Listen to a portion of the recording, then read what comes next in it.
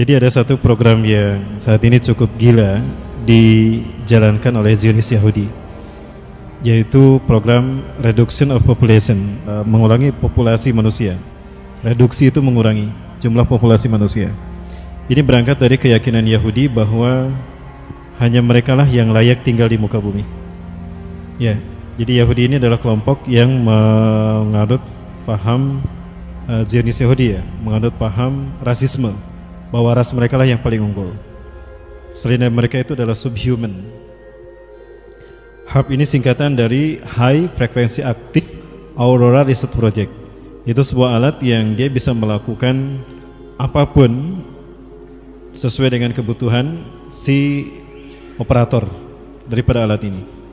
Dulu HAP ini digunakan oleh Amerika sebagai satu alat untuk menyelamatkan Amerika dari rudal Rusia karena digunakan pada Perang Dunia Kedua, di mana alat ini berfungsi untuk menciptakan Iron Dome. Iron Dome itu adalah sebuah hologram yang kemudian apabila tersentuh oleh rudal Rusia, itu rudalnya akan meledak. Dan itu ada beberapa lapis gitu, ada lapis 1, lapis 2, lapis 3. Itu Iron Dome-nya. Nah, namun belakangan seiring dengan kemajuan sains dan teknologi, HARP ini kemudian menjadi multifungsi. Dia memiliki fungsi apapun. They can create the weather control, bisa mengontrol cuaca, bisa menciptakan cuaca ekstrim di musim yang berlawanan, bisa menciptakan gempa bumi, ya, dan juga bisa menciptakan hologram untuk memanipulasi informasi, bahkan untuk menghipnotis manusia dalam jumlah yang massal. Itu HARP. Nah, itu jadi multifungsi. Dan sekarang tempatnya itu berada di Gakona. Gakona itu Amerika Serikat, tidak jauh dari Alaska. Namun ini menjadi proyek Amerika yang sebetulnya bukan Amerika saja, tapi ini menjadi proyek Illuminati.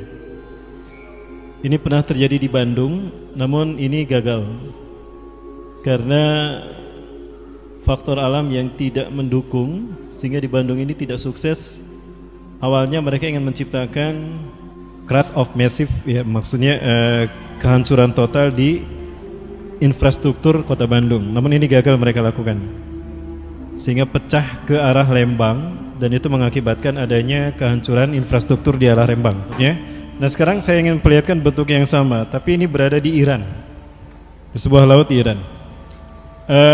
Bagi kita mungkin masuk di akal jika hutan dibakar atau perumahan dibakar, masuk di akal karena ada sesuatu media yang bisa terbakar.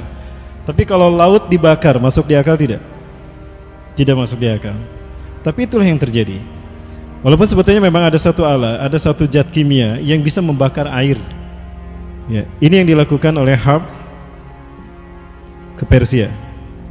Dan ini yang terjadi, penuh sekalian. Jadi laut dibakar. Bagi kita tidak masuk di akal, tapi ini yang mereka lakukan.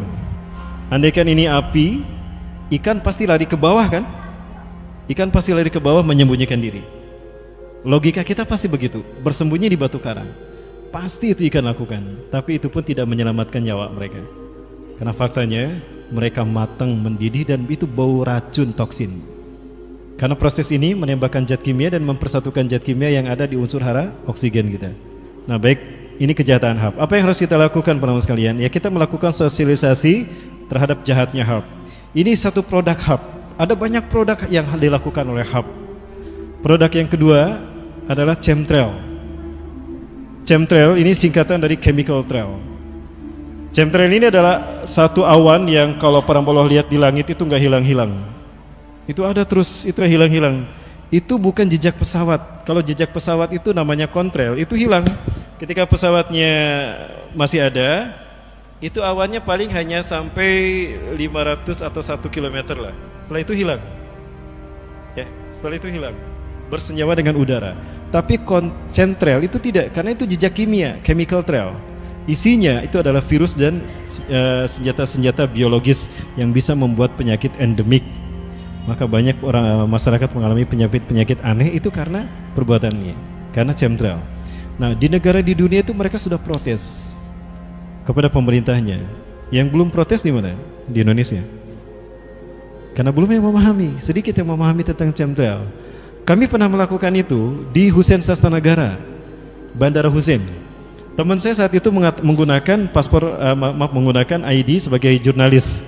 Pak, saya jurnalis, saya ingin tanya, itu jejak pesawat apa? Dan itu pesawat yang terbang mana? Rata-rata pesawat ini terbangnya jauh tidak terlihat. Nah, ini adalah senjata yang digunakan oleh Yahudi atas nama PBB untuk mengurangi jumlah populasi manusia. Ini jahat kan?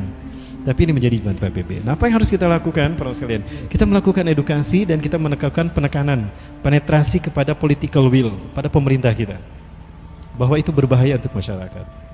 Walaupun saat ini untuk rejim yang sekarang tidak mungkin bisa.